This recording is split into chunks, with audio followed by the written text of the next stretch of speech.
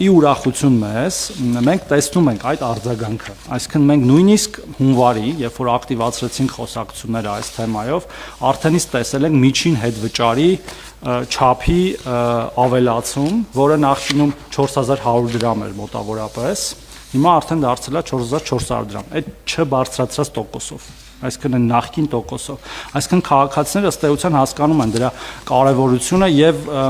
օգտվում են այդ ծրագրից, նաեւ տեսել ենք տեմպի ավելացում, երբ որ մենք